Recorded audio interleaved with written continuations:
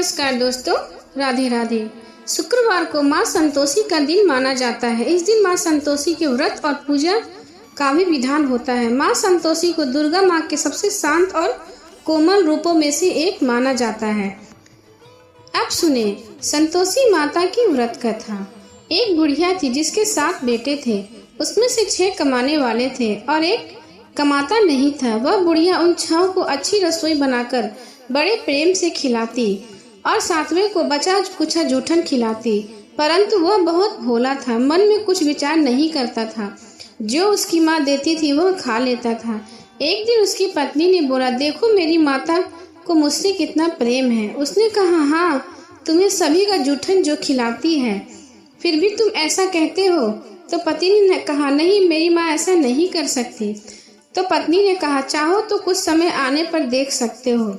एक दिन बहुत बड़ा त्योहार आया। बुढ़िया ने 7 प्रकार के भोजन और चूरमे के लड्डू बनाए।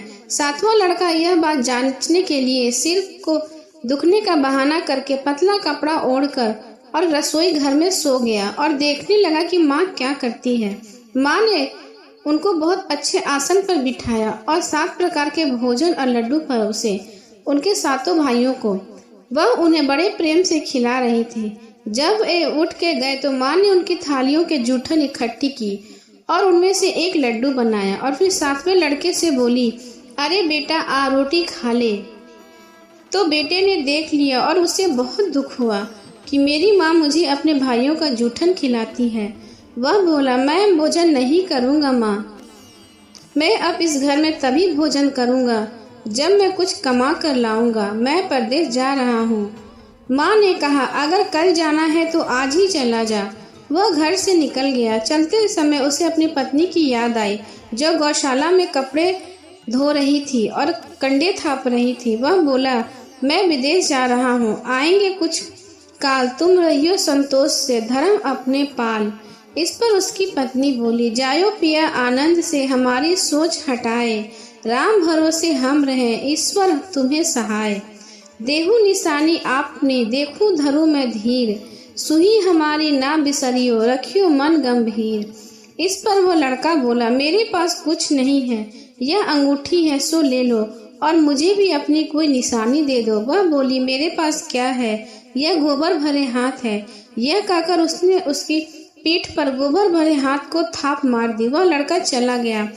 ऐसा कहते इसी कारण से विवाह में पत्नी पति के पीठ पर हाथ पर छापा मारती है और यह प्रथा सदियों से चली आ रही है।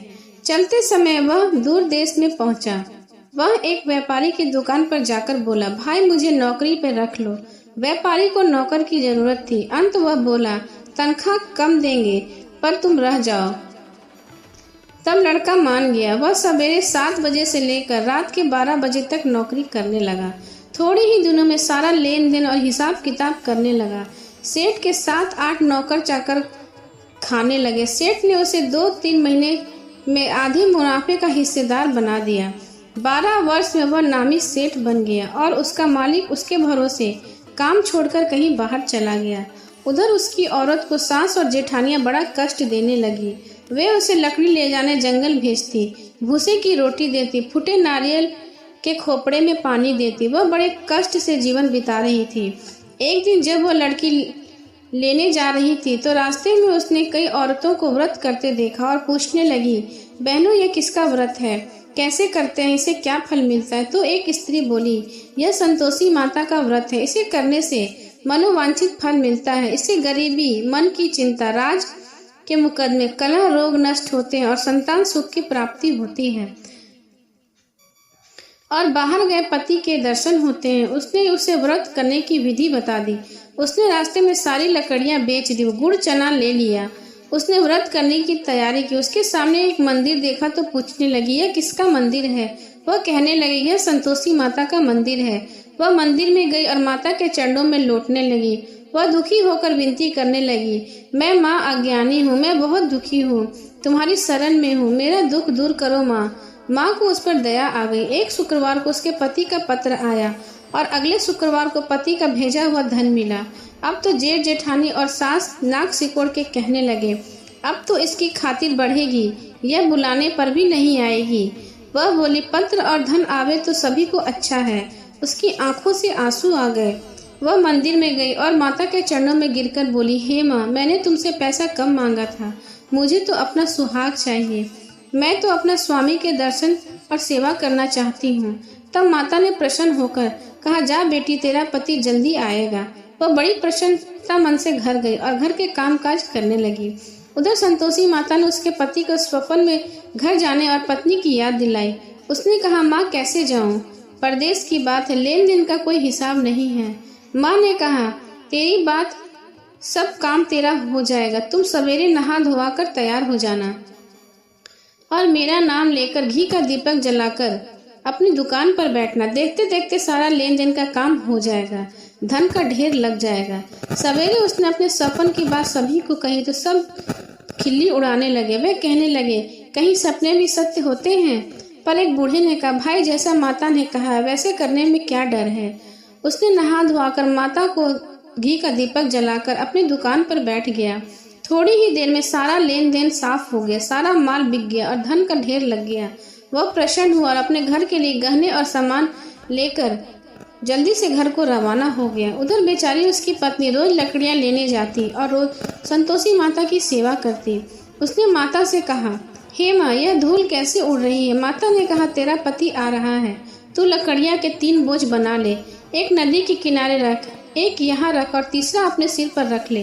तेरा पति के दिल में उस लकड़ी के गट्ठे को देखकर मोह पैदा होगा। जब वो यहाँ रुक जाए कर नाश्ता पानी कर कर घर जाएगा, तब तू लकड़ियां उठाकर अपने घर जाना और चौक के बीच में गट्ठा डालकर जोर जोर से 3 आवाजें लगाना। सासू जी, लकड़ियों का गट्ठा ले लो, भूसे की रोटी दे दो और नारियल के खोपड़े में पानी दे दो। आज मेहमान कौन आया है। इनसे माँ के चरण छुए और उसे कहकर अनुसार सारा कार्य किया। तब वो माँ के कहे अनुसार तीसरा गट्ठा लेकर घर गई और चौक डालकर कहने लगी, सासू जी, लकड़ियों का गट्ठा ले लो, भूसे की रोटी दो, नारियल के खोपड़े में पानी दे दो, आज मेहमान कौन आया है। यह सुनकर सास बाहर आकर कपट भरे वचनों से उसे दिए हुए कष्टों को भुलाने के लिए कहने लगी, बेटी, तेरा पति आया है, आ मीठा भात खा, भोजन कर और गहने कपड़े पहन ले। अपनी माँ के ऐसे वचन सुनकर उसका पति बाहर आया और अपनी पत्नी के हाथ में अंगूठी देकर व्याकुल हो उठा। उसने पूछा, यह कौन है। माँ ने कहा, यह तेरी बहू है, आज 12 बरस हो गए, यह दिन भर घूमती फिरती है, काम काज नहीं करती, तुझे देखकर नखरे कर रही है। वह बोला, ठीक है, मैंने तुझे और इसे भी देख लिया, अब मुझे दूसरे घर की चाबी दे दो, मैं उसमें रहूंगा। माँ ने कहा, ठीक है, जैसी तेरी मर्जी, और उसने चाबियों का गुच्छा पटक दिया। उसने अपना सारा सामान तीसरे मंजिल के ऊपर कमरे में रख दिया। एक ही दिन में वह राजा के समान ठाट बाट से रहने लगा। इतने में अगला शुक्रवार आया। बहू ने अपने पति से कहा, मुझे संतोषी माता के व्रत का उद्यापन करना। वह बोला, बहुत अच्छी बात है, जल्दी ही कर लो, उद्यापन की तैयारी कर लेते हैं। उसने जेठ के लड़कों को जीमन के लिए कहा, उसने मान लिया। पीछे से जेठानिया ने अपने बच्चों को सिखा दिया कि तुम खटाई की मांग करना, जिससे उसके अध्यापन पूरा न होगा। लड़कों ने जिम कर खटाई मांगी। बहू ने कहा, भाई, खटाई किसी को नहीं दी जाएगी, यह तो संतोषी माता का प्रसाद है। लड़के खड़े हो गए और बोलने लगे, मुझे पैसे दे दो, मुझे हमें खटाई खानी है। वह बोली कुछ न बोल सकी और बहुत वो भोली थी। उसने क्या किया, बच्चों को पैसे दे दिए और बच्चे इमली और खटाई मांगकर खाने लगे। इस पर संतोषी माता ने उस पर रोष किया। राजा के दूत उसके पति को पकड़कर ले गए। वह बेचारी बड़ी दुखी और रोती हुई माता जी के मंदिर में गई और उनके चरणों में गिरकर कहने लगी, हे माता, यह क्या किया, हंसाकर अब तूने मुझे क्यों रुला दिया। माता बोली, पुत्री, मुझे दुख है कि तुमने अभिमान करके मेरा व्रत तोड़ा है और इतनी जल्दी सब बातों को भुला दिया।